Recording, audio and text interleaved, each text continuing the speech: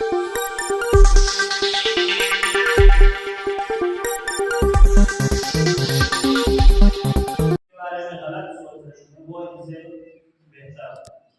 बाद जो हुक्म आया वो ये है कि कोई भी एक दूसरे की गीबत न करे, बुराई न करे। उसके बाद इस हुक्म के बाद और इस नहीं के बाद जो हुक्म आया इसी आयत में वो ये है कि वला तजस्सुस, और इसी मौजू पर 2 मिनट 3 मिनट आपके सामने हाजिर रहता है।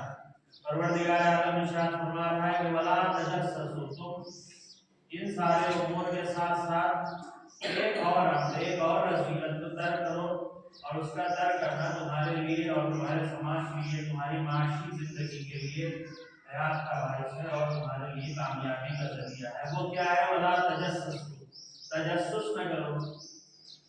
ये ऐसी सिफत है और एक बुरी सिफत है कि जो हर इंसान में आम तौर से पाई जाती है।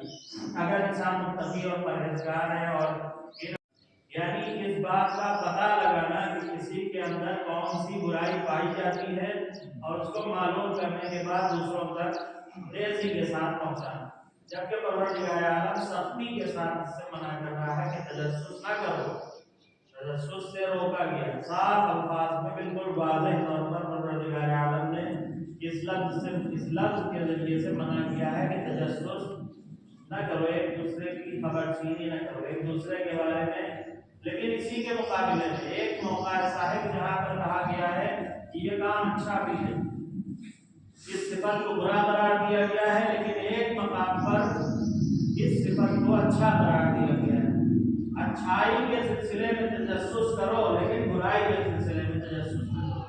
लेकिन हमारे यहाँ इसके बरअक्स होता है, जो अच्छाइयाँ हैं लोगों के अंदर उसको मालूम करने की कोशिश हम नहीं करते। जो बुराइयां पाई जाती हैं, यहाँ तक कि जो बुराइयां नहीं पाई जाती हैं उनको पैदा करके और मालूम करके दूसरों तक पहुंचाने की पूरी कोशिश की जाती है। अब उसके नुकसानात और उसके असरात इस सिलसिले में क्या है, बहुत सी चीजें हैं जिनको यहाँ पर बयान किया जा सकता है। लेकिन जिस चीज को आपके सामने मुझे बयान करना है वो ये है कि अगर इंसान इस सिफत में मुब्तला हो गया, इस बीमारी में मुब्तला हो गया, तो फिर पूरे जामे से, पूरे माशरे से, पूरे समाज से अमन और सुकून खत्म हो जाएगा।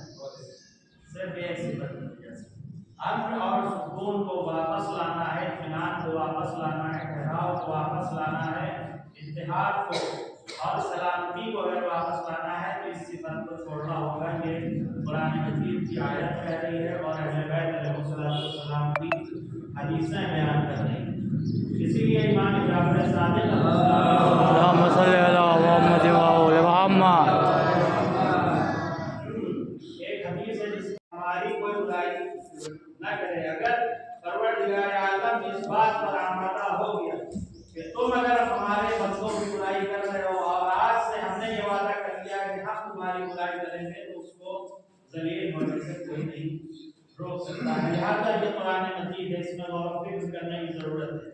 ये सिर्फ और सिर्फ नमाज पढ़ने की किताब नहीं है, सिर्फ रोजा रखने की किताब नहीं है, सिर्फ हज के मसाइल तलाश करने की किताब नहीं है, सिर्फ इबादी उमूर की किताब नहीं है, बल्कि परवरदिगार आलम ने इंसान की जिंदगी के हर गोशे को, समाजी गोशे को, इस्लाही पहलू को, इंसान की शख्सी और इंफरादी, इंसान की घर की जिंदगी, इंसान के शहर की जिंदगी, इंसान की बस्ती की जिंदगी, इंसान के हर रुख को, जिंदगी के हर रुख को इस किताब ने बयान किया है।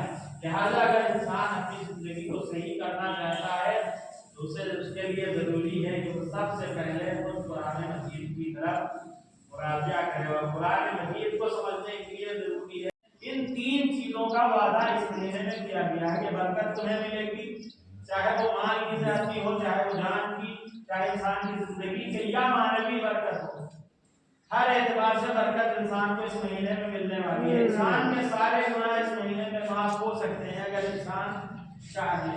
अगर हमें किसी से मुलाकात करना हो तो ये मुलाकात कैसे होती है? या हम चले गए या वो हमारे घर आ गया, ऐसे ही होता है ना।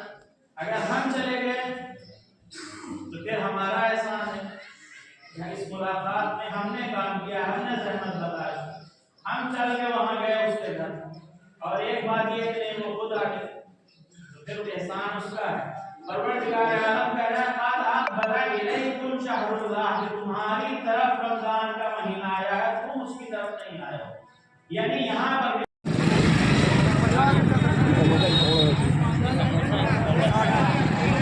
Hadi bakalım.